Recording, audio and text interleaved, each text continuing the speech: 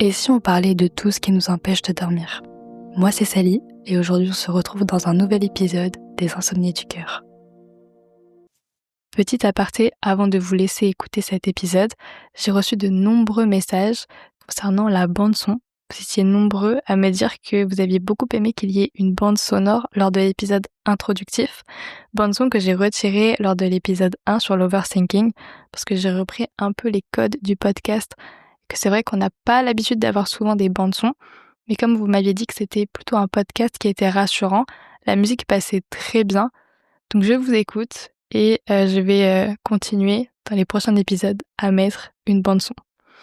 Voilà, j'espère que l'épisode va vous plaire et je vous laisse l'écouter. La vingtaine, c'est une tranche d'âge un peu étrange, un peu floue. On n'est plus des ados mais on n'est pas encore vraiment des adultes. C'est une période où on change vite, où on doute beaucoup et où parfois on a l'impression de ne plus se reconnaître. Notre identité se transforme, elle se cherche, elle se construit et je l'accorde, ça peut paraître un peu effrayant. Si j'ai envie de parler de ce sujet aujourd'hui, c'est parce que je sais que beaucoup d'entre nous se sentent perdus à cet âge-là. Certains y sont déjà plongés, d'autres y arrivent bientôt. Et dans les deux cas, on peut avoir cette peur de ne pas savoir qui on est et où on va. Mais en réalité, se chercher c'est normal, se transformer c'est normal. Alors dans cet épisode, j'aimerais qu'on prenne le temps de dédramatiser la vingtaine, de voir cette période non pas comme une angoisse, mais comme une chance, celle d'expérimenter et de se découvrir. D'ailleurs, je ne sais pas si je vous l'ai déjà dit, mais j'ai 23 ans, donc je considère pas non plus avoir vécu énormément de choses dans ma vingtaine, car j'y suis actuellement, mais j'ai beaucoup ressenti cette transition, donc je voulais vraiment vous en parler. Pour parler de la construction de soi durant la vingtaine, j'ai choisi comme fleur le tournesol. Une fleur qui se tourne toujours vers la lumière, comme nous qui cherchons ce qui nous guide. Le tournesol suit la lumière du soleil tout au long de la journée. Il dégage beaucoup de chaleur et beaucoup d'énergie. C'est une fleur grande et fière, mais qui a besoin de lumière pour exister.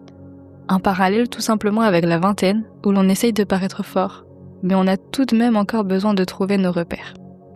Le tournesol sous métaphore va m'aider à vous faire un petit sommaire avec 3 grandes idées principales qui sont importantes pour ce sujet. La recherche de soi, la transition et l'espoir. La recherche de soi parce que tout comme le tournesol, qui cherche le soleil, les jeunes adultes cherchent ce qui peuvent les guider, comme une passion, l'amour, ou encore une carrière. Ensuite, nous avons la transition. Au lever et au coucher du soleil, le tournesol change d'orientation. Tout comme nous, souvent vers 20 ans, on change de voie. Et pour finir, l'espoir. Même si la nuit tombe, le soleil revient toujours. Un rappel que l'incertitude de la vingtaine n'est pas un drame, et elle n'est pas éternelle. Ça ne sera évidemment pas dans l'ordre, je vais un peu partir dans tous les sens, mais l'essentiel, c'est que vous compreniez où je veux en venir. Nous pouvons dès à présent rentrer dans le vif du sujet. La vingtaine, c'est une période charnière où notre identité est en mouvement permanent, avec ces nuits où l'on se demande si on est tout simplement sur la bonne voie. Quand je dis la vingtaine, c'est une période qui ne commence pas forcément à 20 ans. Pour certaines personnes, elle va commencer un peu plus tôt, et pour d'autres, peut-être que cette peur du changement arrivera un peu plus tard. Tout dépend finalement des émotions et de la vie de chaque être humain. Pour ma part, j'ai vu cette transition de la vie d'une adolescente à celle d'une jeune femme assez tôt. Je dirais dès lors de mon arrivée en école supérieure. Et je pense que, d'ailleurs, je ne dois pas être la seule. C'est un moment important pour tout le monde, en sachant que chacun prend une voie différente. Et moi, cette transition, elle a été assez compliquée, car j'ai eu du mal à savoir où je voulais me diriger. Quelles études faire, si je restais dans ma ville, si je partais. Bref, une étape assez cruciale dans nos vies. Je vais rester justement un peu sur les études, car le changement de nos vies intervient souvent à ce stade. Entre les études, les petits boulots ou encore l'alternance, c'est compliqué de se retrouver dans tout ça. En tout cas, pour ma part, ça a toujours été très compliqué et ça l'est encore. J'ai eu beaucoup de réorientation. Et après avoir eu mon bac, je savais pas du tout vers quoi me diriger. Donc je me suis orientée vers la fac, le temps de trouver ce que je voulais faire vraiment. Donc j'ai fait une année en langue étrangère, en anglais-espagnol. Et malheureusement, c'est tombé vers la fin du Covid. Donc j'ai pratiquement appris seulement par visio. Et clairement, c'était impossible. Donc j'ai eu mon année et j'ai arrêté. Par la suite, j'ai enchaîné les petits boulots, dont surtout un, j'ai été barmaid. Et ensuite, j'ai repris les études. J'ai fait un BTS communication, qui m'a beaucoup plu d'ailleurs, et que j'ai obtenu. Et ensuite, on arrive à l'année dernière. À la suite de ce BTS, je me suis dirigée vers un bachelor en marketing et en événementiel sportif. Ça a été du coup le cas pendant, je dirais, environ 4 mois. Et après, j'ai pas pu continuer car il me manquait la fameuse alternance. Et on se retrouve maintenant, quelques mois après, et c'est toujours un peu compliqué. J'ai développé comme une angoisse autour de la réorientation, autour des études. J'étais vraiment perdue et je ne savais pas vraiment quoi faire. Ce qui est un peu toujours le cas, mais je sais quand même où je vais et vers quoi je veux aller. Donc j'essaye petit à petit de me retrouver et de savoir ce que je veux faire vraiment. Dans tout ça, ce que je veux dire, et qui est très important, c'est de pas perdre espoir et de toujours persévérer parce qu'à un moment, vous allez finir par la trouver, cette voie, la voie que vous voulez.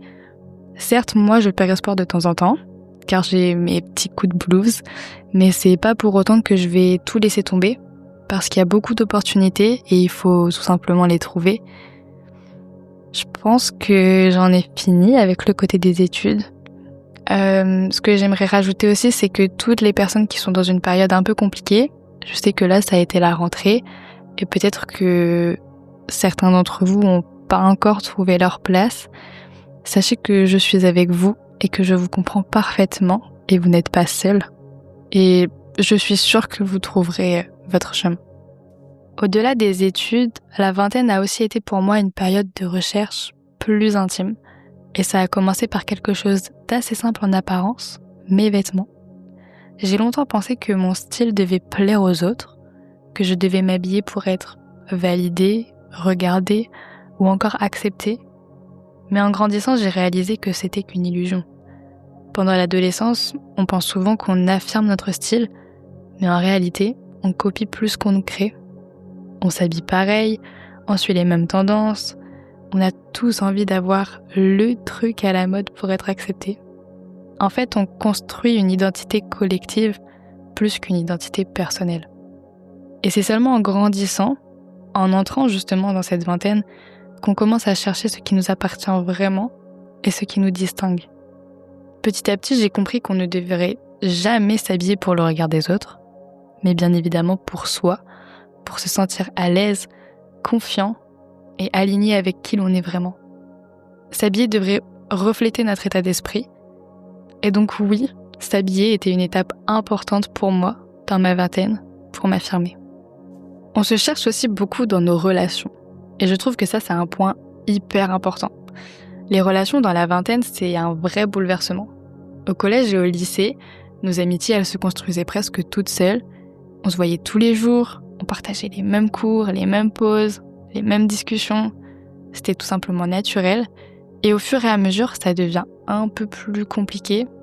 Et en plus, sans qu'on le veuille forcément. Parce qu'avec les études, les déménagements, le travail, les alternances, les modes de vie qui sont différents, il y a certains amis qui vont s'éloigner. Et sans qu'il y ait en plus pas forcément de dispute, juste parce que nos chemins ne vont plus dans la même direction. Et ça, je pense que c'est une des premières grandes leçons de la vingtaine. Comprendre que certaines relations appartiennent à un chapitre de notre vie, mais n'appartiennent pas à toute notre histoire. Pour ma part, j'ai toujours donné une grande importance à mes amitiés. De l'école primaire au collège, j'ai eu une meilleure amie. Elle habitait en plus pas loin de chez moi, donc c'était vraiment incroyable. Et puis après au collège, elle s'est rapprochée de d'autres personnes. Donc moi, je me suis également tournée vers d'autres personnes. Et c'est la première grande amitié du coup que j'ai perdue. C'est vrai que ça m'a fait énormément de mal. Et c'est par la suite que j'ai compris que ça allait être souvent comme ça. Enfin, pas souvent, mais que j'allais rencontrer des difficultés et à pas garder toujours les mêmes amis dans ma vie. D'autre part, le collège, c'est une période de ma vie aussi que j'ai assez mal vécue, où je me suis sentie très seule. D'une part, justement, dans mes amitiés.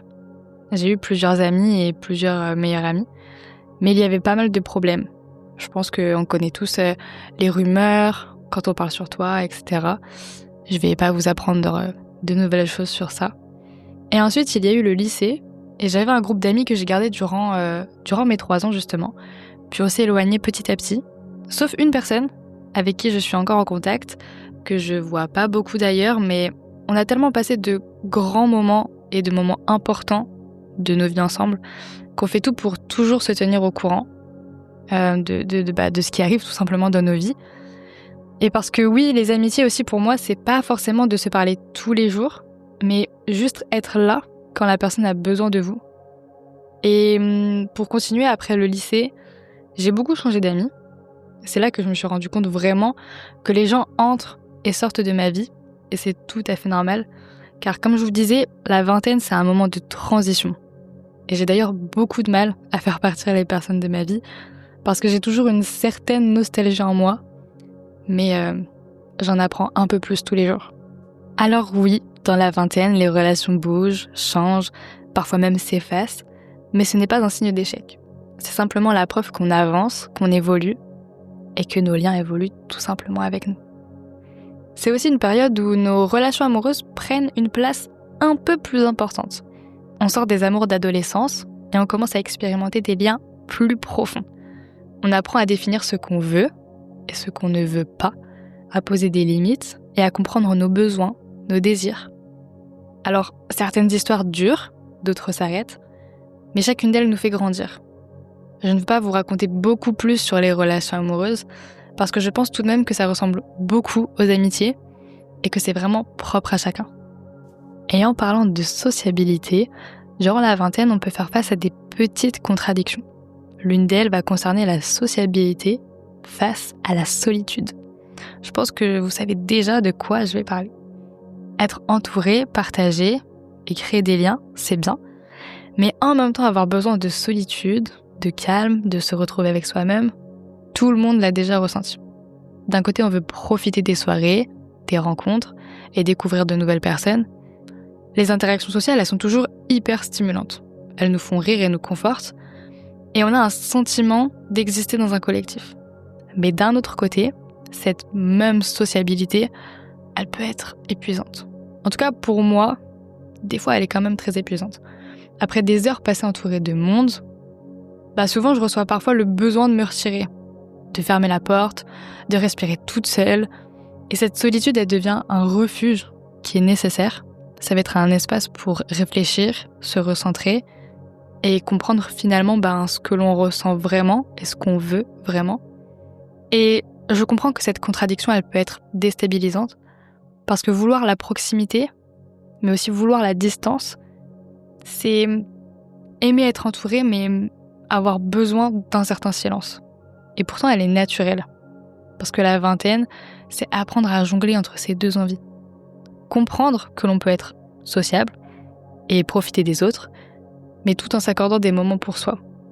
Ce sont deux besoins qui ne s'excluent pas, mais qui se complètent. Et puis, il y a une autre contradiction qui est l'indépendance face à la dépendance.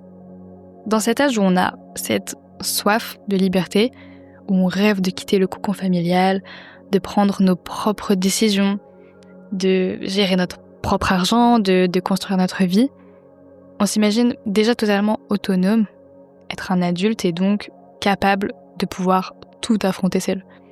Et puis la réalité nous rattrape. On découvre que payer son loyer, c'est pas si simple, que remplir des papiers administratifs, ça peut vite devenir un casse-tête, que les courses sont beaucoup plus chères que ce qu'on ne le pensait.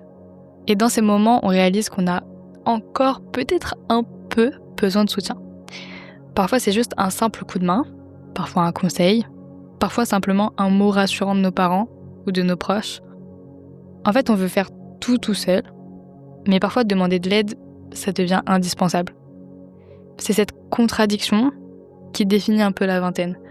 Vouloir être libre, mais tout en acceptant qu'on a encore besoin des autres. Parce qu'on apprend finalement à marcher seul, mais tout en gardant un filet de sécurité. C'est aussi expérimenter cette indépendance dans tous les aspects de la vie. Comme j'ai dit, choisir son appartement, gérer son budget, planifier son avenir professionnel, ou encore tout simplement organiser son quotidien, tout devient un apprentissage. Et parfois, oui, c'est épuisant. Et on se rend compte qu'être adulte ne veut pas dire tout savoir, ne veut pas dire tout gérer parfaitement ou tout affronter sans faille. On apprend à accepter nos limites, à jongler entre responsabilité et indulgence envers soi-même. Donc comprendre que l'indépendance et la dépendance, elles peuvent coexister et que chercher du soutien n'enlève en rien à notre autonomie. Juste avant, je parlais du fait de sortir entre amis, mais aussi d'avoir envie de souffler et de pouvoir rester seul. Et je viens de penser à quelque chose aussi de très important, qui est la pression sociale, qu'elle soit familiale ou même sociale. On voit nos amis partir en voyage, acheter un appartement, réussir leurs études ou encore décrocher un job, le job qu'on rêve nous-mêmes d'avoir. Et parfois on a l'impression d'être un peu à la traîne, comme si notre rythme n'était jamais assez rapide. Et puis, quand je parle de pression familiale, c'est souvent ces questions répétées. Alors le permis, les amours ça donne quoi, les études c'est comment? Je pense qu'on a tous eu droit au moins une fois, voire beaucoup plus à ce genre de questions. Et elles peuvent sembler parfois anodines, mais elles font peser quand même un poids énorme sur nous. On se compare, on se juge, et parfois on a honte de ne pas être au même endroit que les autres. Mais la vérité c'est que chacun avance à son propre rythme. Ce que font les autres n'enlève en rien à notre valeur ni à notre chemin. La vingtaine, c'est apprendre à écouter nos envies et surtout pas celles des autres. À dire oui aux expériences qui nous font du bien et justement à dire non à ce qui nous épuise ou ce qui peut nous mettre totalement mal à l'aise. C'est aussi accepter que l'on n'a pas encore tout accompli et que c'est vraiment pas grave.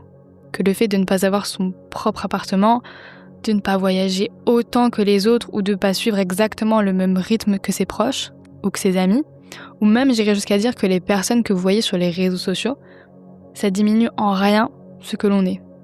Moi, la pression, je sais que je me la mets souvent toute seule. Je veux que tout soit parfait. Je veux une vie assez parfaite, assez organisée.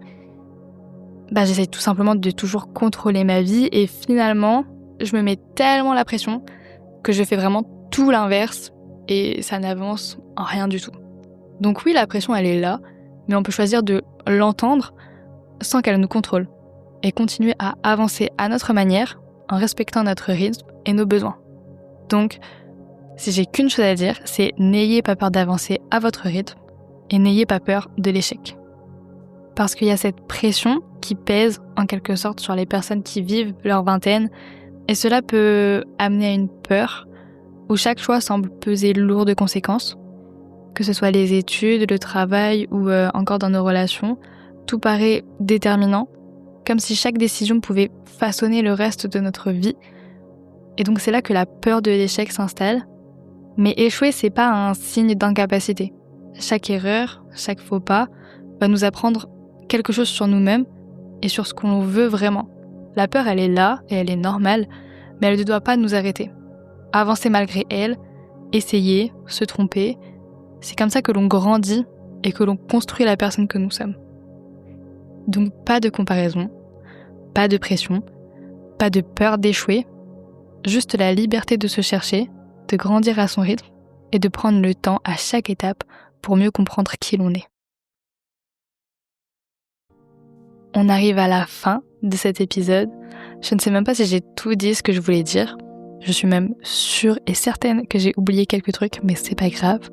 Je pense que pourquoi pas, si c'est un sujet qui vous a plu et qui vous intéresse, faire un deuxième épisode, mais avec cette fois-ci une ou un invité, ou même plusieurs, pour voir et écouter le ressenti de chaque personne. Je pense que ça pourrait être très intéressant. Et je sais aussi que j'ai des auditeurs qui sont plus jeunes et qui sont pas encore dans cette phase, donc peut-être que ça vous aidera à l'avenir. Et je sais également que j'ai des personnes qui ont déjà vécu cette période, et dans ce cas, peut-être que ça leur a rappelé quelques bons souvenirs, je l'espère. Mais ce qui m'importe le plus, c'est que vous ayez passé un agréable moment en ma compagnie, et je vous retrouve dans un prochain épisode de mon podcast Les Insomnies du Cœur. D'ici là, prenez soin de vous, et je vous fais de gros bisous.